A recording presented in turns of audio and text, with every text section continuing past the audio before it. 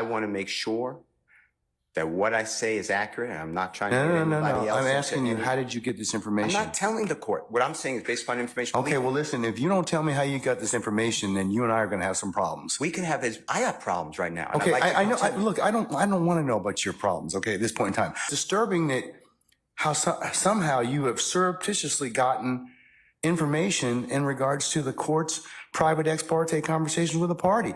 I mean, a witness who was sworn in Friday. The court's telling, this is what I was told. If this is not true, not true. This court handed Mr. Copeland. Tell me how you got the information.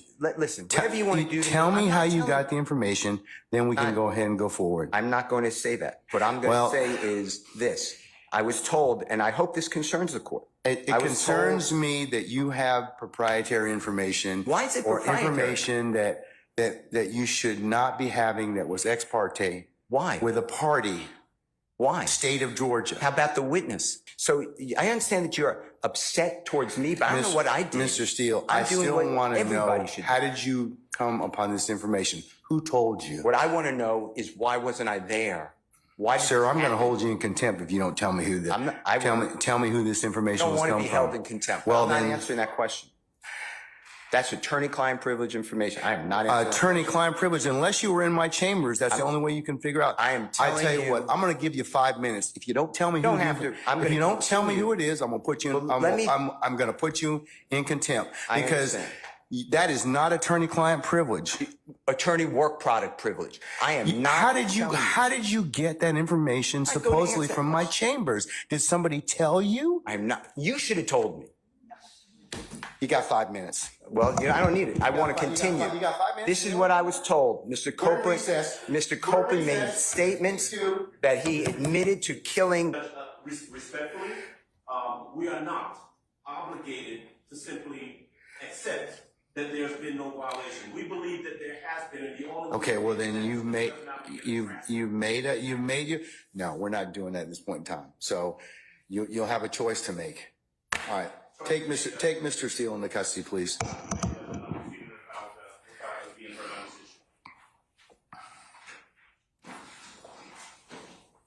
Welcome to the National Newspaper Publicists Association's Let It Be Known. Today, we have from the Atlanta Daily World, the executive editor, Amir Shaw. And Amir, we're going to jump right into it because things got real heated during the YSL RICO trial after an attorney for Young Thug was taken into custody.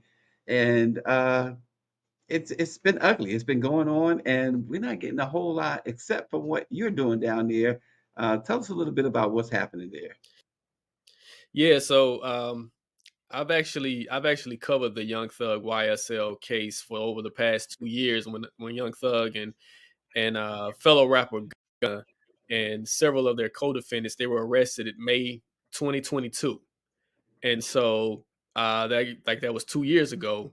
And we all thought that this would be one of those cases that will probably be over by now, but it's been 2 years and it's just been a lot of setbacks after setbacks. It took like a year for them to put together a jury. And once the trial actually started, there was just several hiccups in terms of just a lot of things that were just like outside of the case. Like there was this one thing where the judge, he wanted one of the jurors to write an essay because she skipped out and she went on vacation, and she had to write an essay based on time out. Let me stop you right there. The jury, one of the jury members skipped out and came back. Judge made her write an essay. Is that juror still on the case? This was initially when it first started. I'm not sure if that juror stayed on or not, but I know that juror that particular juror was held in contempt after she went on vacation during one of the it was like a hearing that took place where the jury members needed to be there, and she skipped out, went to Mexico. When she got back, the judge ordered that she write an essay. But that's not the only thing that happened. There was another incident where one of the defense attorneys had to, he was held in contempt because he didn't buy lunch for the other staff members, he was placed in contempt for that. And he, like a week later, he bought like lunch from Magic City, which is a famous strip club in Atlanta. It's just He been a bought the lot of lunch from a strip club.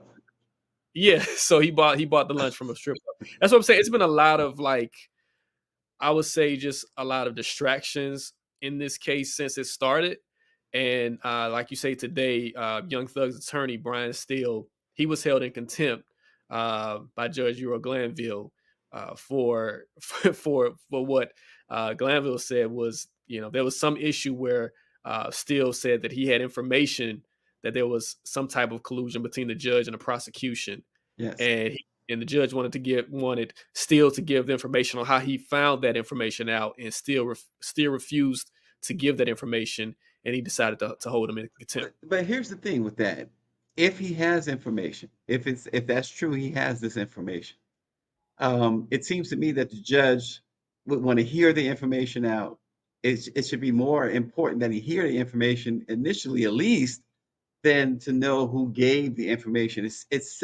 Seems to lend, and of course, this is speculation. You're down there, I'm not, but it seems to lend credibility, in my view, anyway, as somebody who's a veteran of covering court cases. It lends credibility to the attorney. Definitely, I think this is one of those things that the jury they're watching this as well, and so if they see that there's some type of issues, they could it could be something where it's a mistrial, where the juries can't really come to a determination on what actually occurred, because you got to understand this is a RICO case, and so Yes. there's this not just one defendant; it's multiple defendants that's being tried at the same time.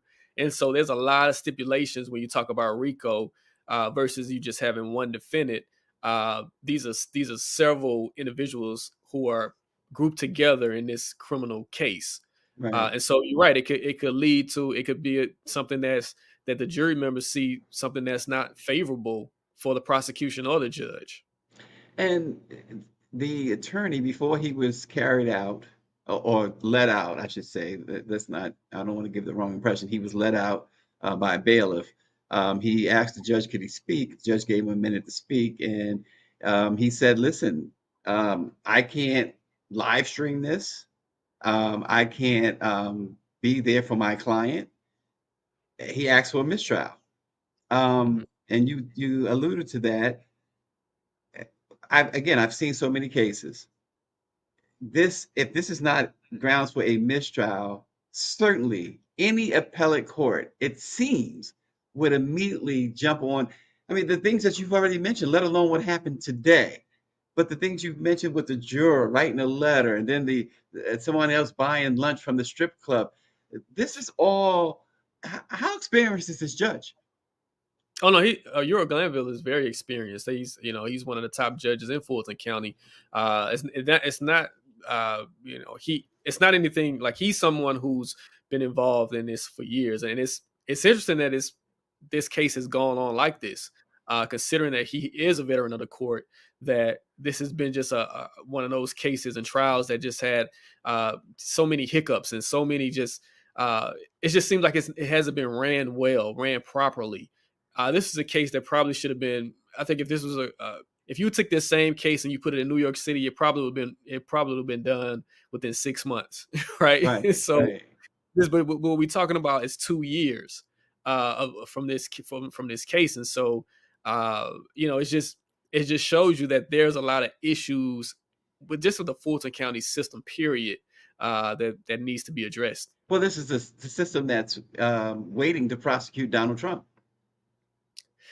It is, and the issue with that is, unfortunately, for District Attorney Fonnie Willis, the incident with the relationship that whatever occurred between her and Special Prosecutor Nathan Wade has pretty much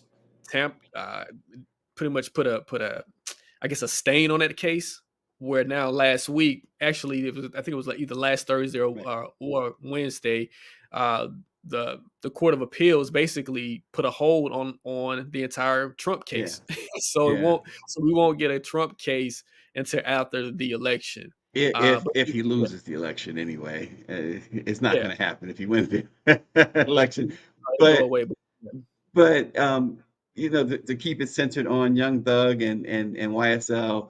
And you alluded again that typically in Fulton County, these things tend to drag out. RICO cases drag out. But um, the one thing that most people knew or seemed to have known about this trial at the beginning, it was about the lyrics, using the lyrics to prosecute this case. But we've long passed that stage. Tell us where are we in the case? How close are they to even wrapping up?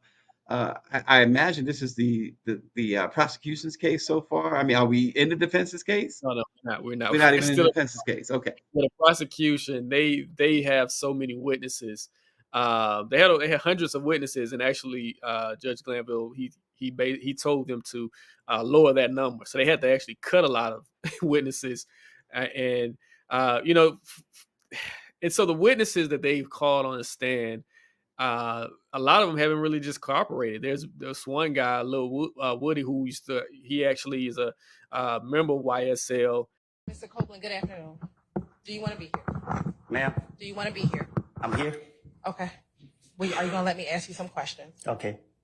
How old are you? Grown. Okay, what does grown mean? I'm an adult. Okay. And when you say you're an adult, what number in years are you?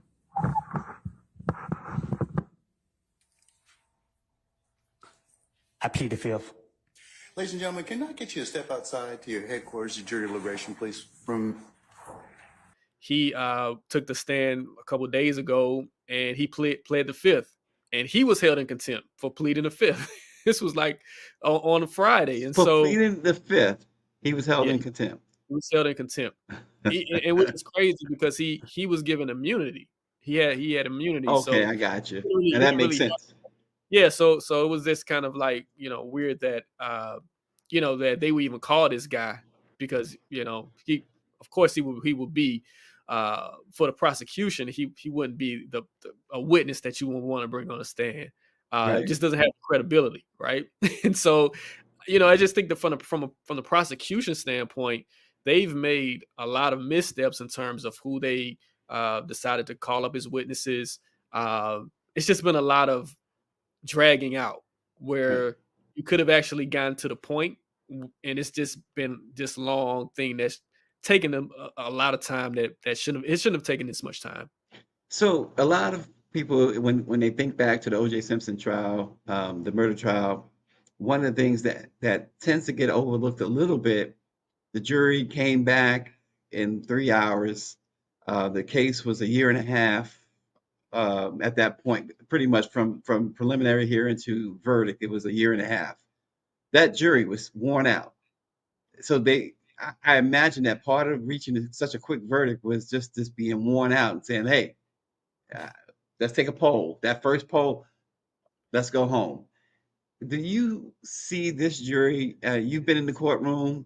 Um, how does this jury appear? Does this jury appear to be at this point worn out? I mean, everybody's worn out at this point. You got to understand that this is you. It's like a marathon, and like I say, a lot of these witnesses are very reluctant. They don't want to talk. They put people on the stand that, like I say, don't really have that credible. They don't seem credible. And it's just like you say, it's like a long. It's been a long road, and you're right. The longer it goes, that kind of tilts towards the defense favor, I think, because it's like if you just take the let's compare the Trump case, the state case against Trump, where he was just found convicted on those 34 felony charges. Now, if you take that approach, Bragg's approach that was a fairly quick trial, Yeah, it right? was. I was It surprised. was a fairly quick trial. Not saying that of course, these are two different Yes. crimes, right? Two totally different crimes, but the pace at which they moved in New York was totally different from the pace that they're moving with down here in Fulton County. So for whatever reason, it's just the pace has been allowed to continue at a slow movement, and it's just you're right. It's not going to benefit the prosecution the longer that it goes, and I don't think they have really made a credible argument to say, okay, was YSL a gang, or was it just some guys on the street that was pretty much committing crimes? I think it's two different things. Hmm. You know, there's some organizations where it's like, okay, we know these crime syndicates, they have a goal to actually commit crime for the purpose of something that's larger. Whereas this YSL case, it just seems like it's just a bunch of guys from the streets that committed crimes. It didn't really seem like any organization. It just seemed like they were just out doing dumb stuff that criminals do. It wasn't really. It didn't really. From what I'm reading in the case, it doesn't really seem like there's that much organization in what they were doing. They were just out committing crimes. And folks have to understand that RICO, it has to be organized crime. And so this, what Amir is saying here from his vantage point anyway, that nothing seemed organized here. But I tell you what, the trial doesn't seem organized at all. It just seems over the top. At times when we see highlights, when we see reports, and certainly what you guys at the Daily World has been doing, it just seems almost like it's something that is fictional, that it's comical at times too. That cannot bode well. And Fonnie Willis is running for re-election. Educated voters might look at this and hold her accountable for it. Well, I think she's gonna win their re-election. I think even with the, I guess, the fumbling of the Trump case, that was a major fumble, because she, out of all the cases against Trump, she had the most serious case, where she had the most evidence, she had everything lined up, but somehow a personal issue became his out, right? Which really, let's face it, Amir. Yeah. I mean, I don't know how you view it, but how we view it here in DC, that shouldn't have even been an issue. Listen, I don't see how it gave her or her office an unfair advantage, because that's what you're looking for, right? You're looking for if the prosecution got an unfair advantage because she was in a relationship with another prosecutor. Yeah. And no, they didn't prove it in the initial judge. I think it's Greg Olson. He basically said that there was no, that she didn't benefit from the relationship. Right. So, but he allowed it to go to the Court of Appeals, and the Court of Appeals, they're saying that they want to look deeper into this relationship that she had with Nathan Wade. But like I said, let's go in the yeah, black woman's bedroom is what they're yeah, saying. yeah, That's definitely. what they're saying. Like I said, and this is the state of Georgia, which is still a largely Republican state. Yeah. And like I say, if she would have presented this same case in New York, we wouldn't be going through this, right? I think it was something that would have been wrapped in one hearing. You could have wrapped it in one hearing. That hearing about her relationship with Nathan Wade took a month, and it didn't prove anything. But yeah, so just going back to that, this situation, her fumbling the Trump's trial, that was a major fumble. But this Young Thug situation is also doesn't look good as well. But she still has a powerful presence within the Fulton County community. Yeah. Like, there's no one who has a more prominent presence, who's running for DA. Like, she will win. She will become reelected. She will be Yeah, reelected. she won the Democratic primary, right? Yeah, she'll be Yes. reelected. And lastly, before we let you go, as this trial has unfolded, as you've gone through, so many things have happened. But we also know that several co-defendants cut plea deals. Is there a sense that have you heard anything, any talk, rumors, etc., that some of those guys might, at this point, watching what's going on, that they might be a little, thinking that it was a mistake to cut a deal? In terms of the Young Thug case, Yes. not in that case. It's interesting that you asked me that question, because it could apply to both cases. Because in the Trump case, she had several. What was interesting about the Trump case is that she had several people to catch plea deals too. Right. So she had several people who were willing to testify against Trump. Right. So that's why she had things lined up against Trump really well. But in terms of the Young Thug case, a lot of those guys who took those plea deals, they're not really in a position to kind of to go back because a lot of those guys have felonies, and for them it just wouldn't make sense to turn around and risk going back to jail or extending their sentences. So I don't necessarily think that they're going to go back on their plea deals. I don't think that's going to happen with the Young Thug case. Now that may happen with the Trump case, considering that it doesn't seem like it won't happen before the election, and if he's elected, it's not going to happen. Yeah, that's a great point because if that trial, if by chance Trump wins the election, the trial is not going to happen. We know that, and those individuals who pleaded guilty, where does that leave them? So real interesting stuff. Amir, we got to keep following you. We got to hope, we got to reach out to you, I should say, as this thing continues to move forward. Hopefully we can have you on a few more times to talk about this and perhaps some other things that we know a lot is happening down in Atlanta and down in the South that you guys got your finger on the pulse. So we look forward to having you back on Let It Be Known. We really appreciate you joining us. Thanks a lot. Oh, great to be here. Continue doing what you're doing. It's not that you're wrong. It's that we don't care. Everything y'all said does not matter for this particular instance. We don't want to hear anything about Team USA. We know they won 7 straight goals. Put Andrea and Shanae up on this screen. I want to look at them this whole segment when I'm talking to them. You just highlighted 7 straight gold medals. Oh my God. We're really worried that they're not going to get an 8th. Oh, we really worried. I mean, we got to make sure that spots 1 through 12, every single such spot that is picked. I mean, it's got to be, because it's pivotal, Shannon. I don't know if you noticed, Shannon, it's pivotal. I mean, they won 7 straight. They might not get 8. They might not get 8. Stop it. You know good and damn well, with or without Caitlin Clark, they're going to probably win the gold again. That's not what this conversation is about.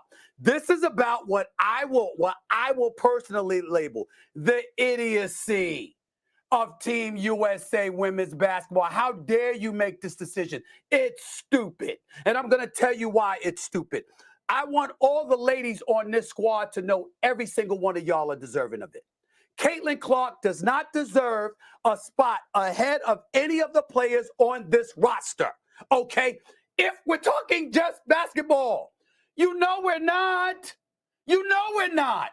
Let's harken back to the Dream Team in 1992. Remember when Christian Laettner was on that squad? Forget the other pro play. Forget the pro players.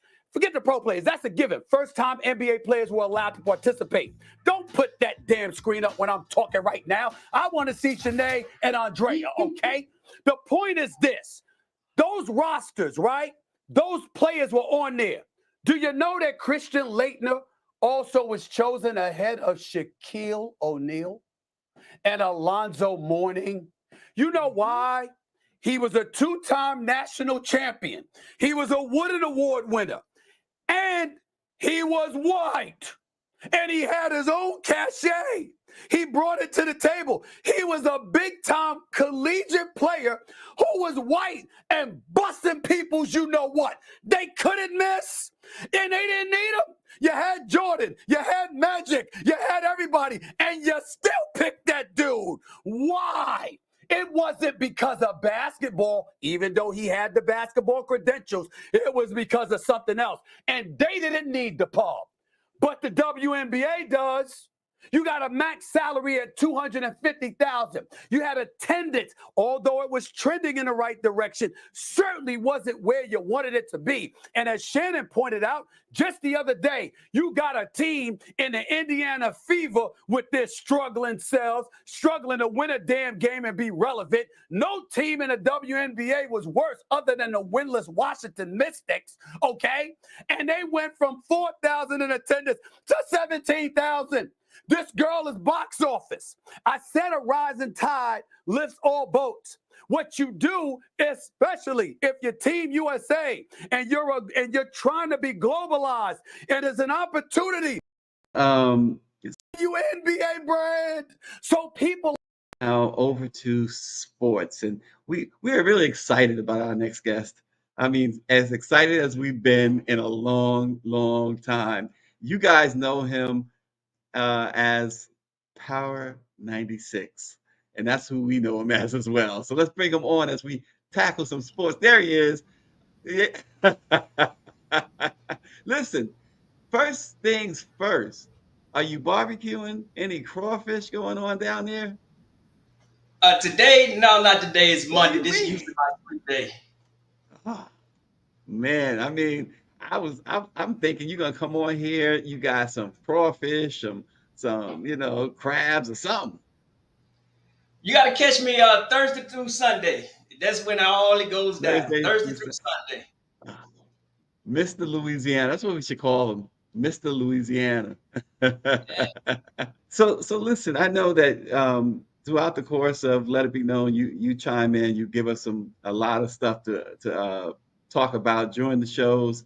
So we thought that this is right up one of the many things that is right up your alley. Stephen A. Smith, he continues to just rankle people's feathers, if you want to say it that way.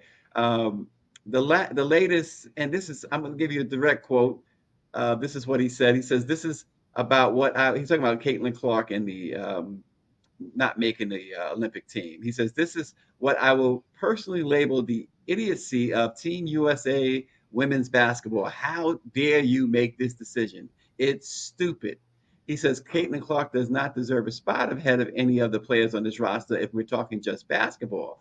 He says, "But we're not." He says it was a stupid decision because it compromises, I should say, what your ultimate goal is, which is to elevate the WNBA brand. How could you be that idiotic and not make that call when throughout history, Team USA has been in part about marketing? It's dumb, period. Now, um, there's a lot of things to take issue with, and I'm going to let you give me your response first. Okay, my first response to Stephen A. Smith is Mr. Johnny Come Lately as normal. If he looked at that team, the women's team has always been about togetherness, who can play together, and how well they play together.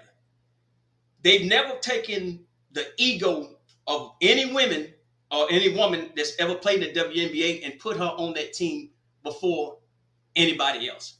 So Stephen A. Smith, to me, he says a lot of stuff to get people angry. And he knows that Caitlin Clark is a touchy subject, especially among women athletes now. You have women that's been in this league 5, 10 years or longer, and now all of a sudden, you got a woman that comes in, a talented player who's a scoring champ. That's basically all she is. Her defense is substandard. We know she turns the ball over. She's a rookie. She's learning.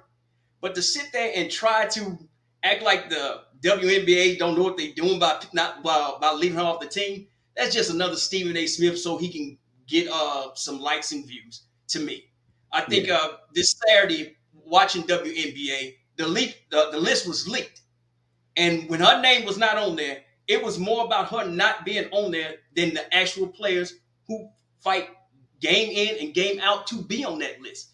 So let Stephen A. just be Stephen A. He's gonna lose again, and let's get Monica back on it. So I guarantee you he'll stop talking. Well, so he just to break it down just a little bit more, he talks about how he says her performance does fall short, but he still calls it idiotic. But isn't he understating or underestimating?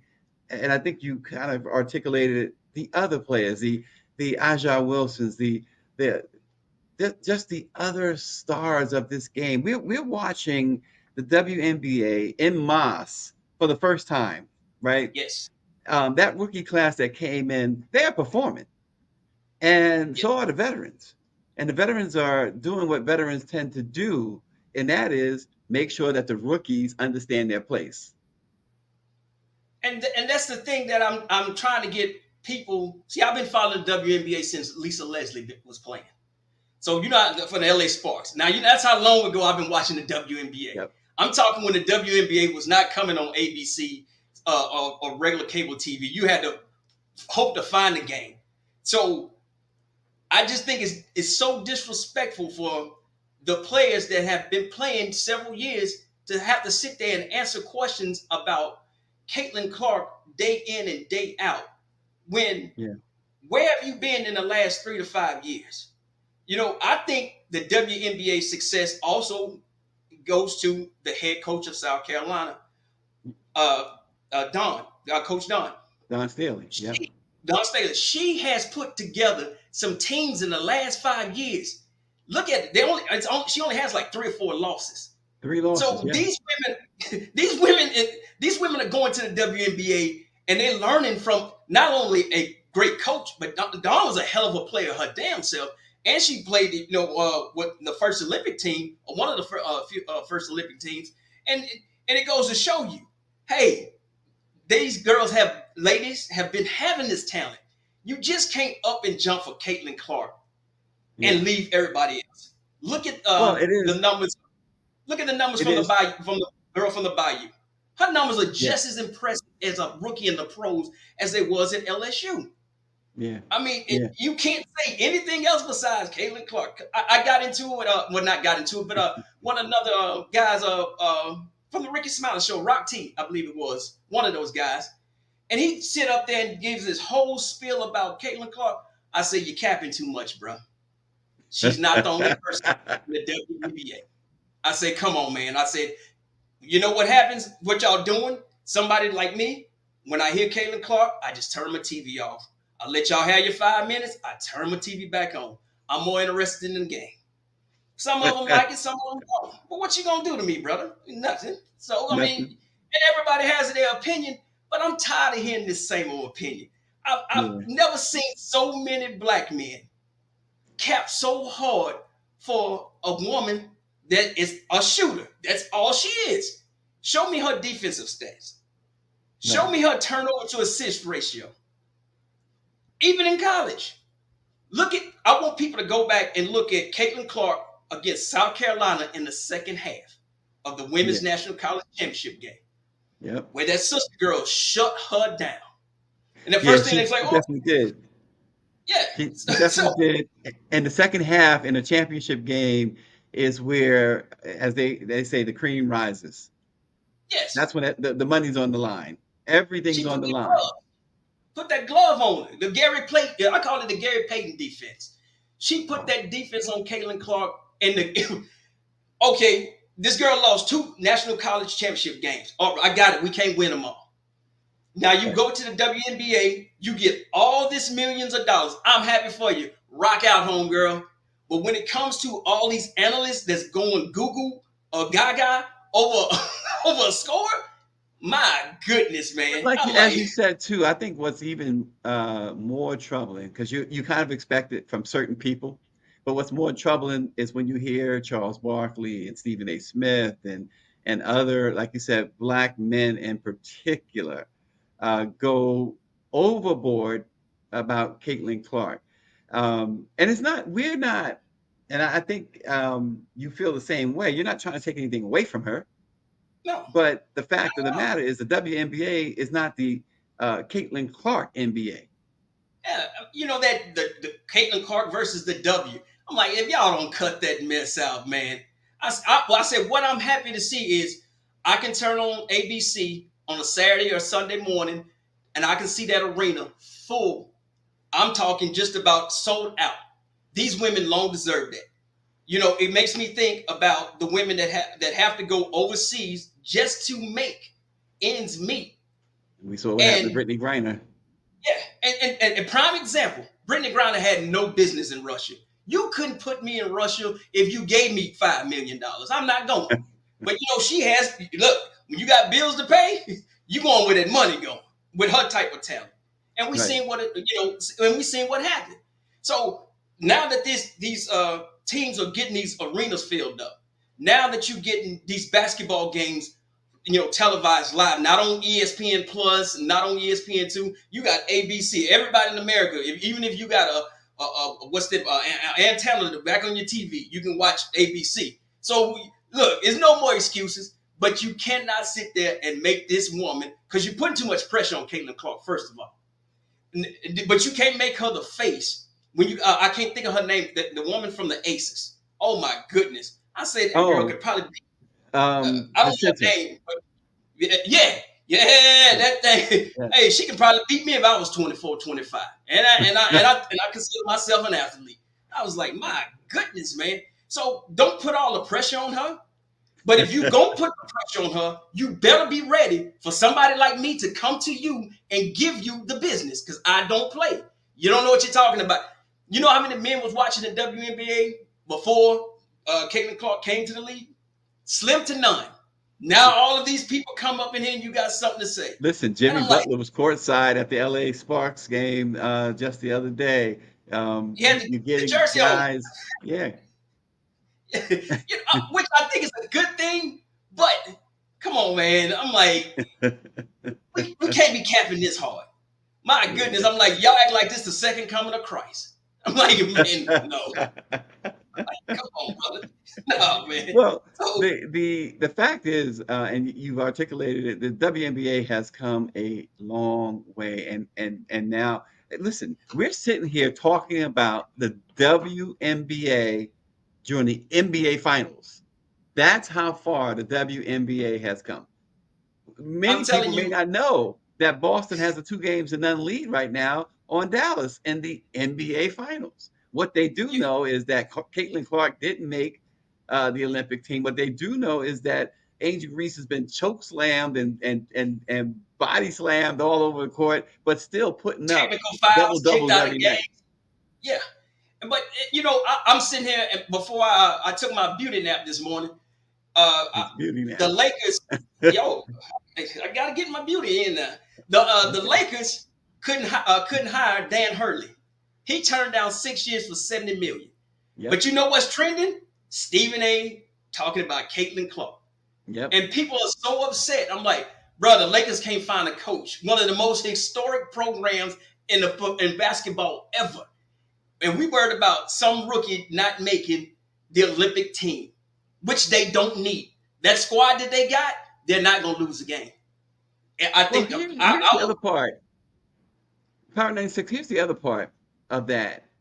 CBS News did a report, and they led the report, and they was interviewing Caitlin Clark, Olympic snub. The headline was that she was snubbed.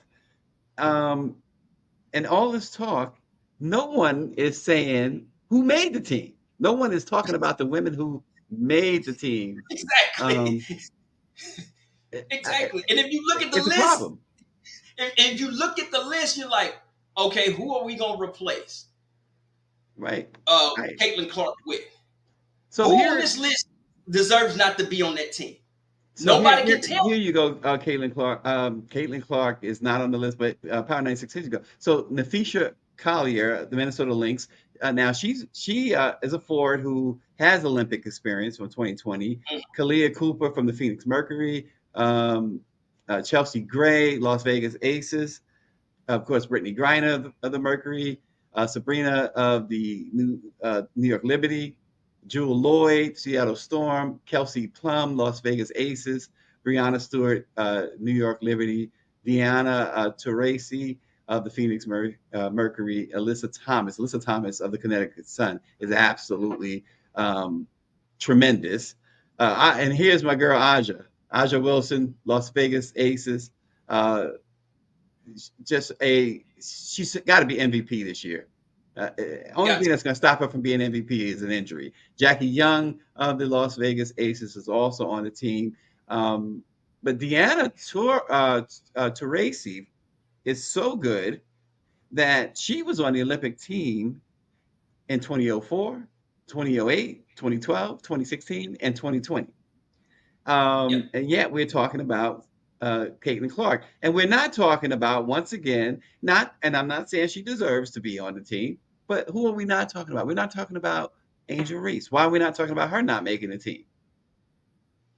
I have no idea how people are overlooking the Bayou Barber. I'm confused. How are you looking somebody who comes into the WNBA, which has gotten way more physical, and as you can see, and averaging double double? That is not easy to do on any level, but to go into with some of the best women in the world, and I want to say this about Caitlin Clark and her fans. If you think she's crying about fouls now, wait till you play in that against those European teams. They play a lot harder because they know that they have to rough up the United States women because the women are so good. You got to remember, Team USA, them women were beating people by 50, 60 points. Way worse than the Dream Team was beating people by. So Yeah. I don't understand. My thing was, okay, how if you want to complain about a rookie not making the team, you mean the Bayou Barbie who's averaging a double-double? How she's not even an alternate or consideration? But I hope the WNBA is not bullied or pressured into putting Clayton Clark on that team. Because if they do, that's going to send the wrong message. It's going to be like all you got to do is just be average with a name and a shoe contract, and you can get to the WNBA and become this. And that's just crazy to me. And you know, and we haven't talked about one other rookie who's really lighting things up is Cameron Brink. She's another one who's Kevin been Brick, playing. She's the number 2 pick in the draft, and she's played up to every bit of the billing. a So phenomenal player. Another phenomenal player that, how can you look over Cameron's contribution to her teams? yeah, You, you Jimmy know, Butler was wearing her jersey. I seen her on there giving a hug and everything, and I'm like, okay, go ahead on, go off, home girl. Hey, I think it's good for the league. I like it's good for the league. I'm telling you, it's about time. I remember watching the about 4 or 5 years ago, watching the finals for the WNBA. It was barely anybody in there. I'm like, and then you look to see how cheap them tickets was. I'm like, goodness gracious, not now. Not It's now. good. Yeah, in fact, just yesterday, I looked at the prices for New York Liberty tickets. They're not like they were a couple of years ago by No, far. not at all. Like I said, it's good. It's about time that these women that we take for granted when it comes to basketball, because when they play in the Olympics and when they play overseas, that is where they really getting that international shine, and they getting when overseas playing, they get a little money in their pocket because them teams in Italy, Spain, and Russia, they paying a Yep. lot of good money for them Americans to come over and play. The United States, the WNBA, I think the NBA is so focused on having Europeans take over the league than actually worried about the WNBA. And these ladies are like, okay. And like one of the ladies said, it was concerning Charles Barkley had said something about, and the player said, Barkley doesn't know me. He has never interviewed me. Right. And I'm like, you're right. I'm like, what can you say? I There you mean, go. I There mean, you go. what Listen, what are Power you going? 96. What are you? There's a couple of quick hits before we let you go. Okay. I mean, you've been extremely insightful, of course, as we expected with the sports stuff. I wanted to just, we talked about Stephen A. Smith, and I was go back to Stephen A. Smith for a minute. He um, took it upon himself, for whatever reason, to post a video of him talking about not forgiving Will Smith with the Bad Boys 4 movie breaking all box office records um, and saying what he said. You know, where what's the end game here for us continually, and I say us, I probably shouldn't say us, but certain black folks continually bringing in the negative when it comes to the success of other black folks. I mean, this what Will Smith, and I watched Will Smith, another video of him, by the way, which was very impressive to me. I love when, and not many celebrities do it, but I love when they do it. Will went into the theater. Fans didn't know he wore a mask that you wear during COVID-19. Sat in the stands, watched the movie, sat in the audience, watched the movie, and as he's walking out with the crowd, nobody's recognizing him. He takes the mask off, and they're talking about the movie, and Will says, "Hey man, that was dope, right? Right?" And they was like, "Oh my god!"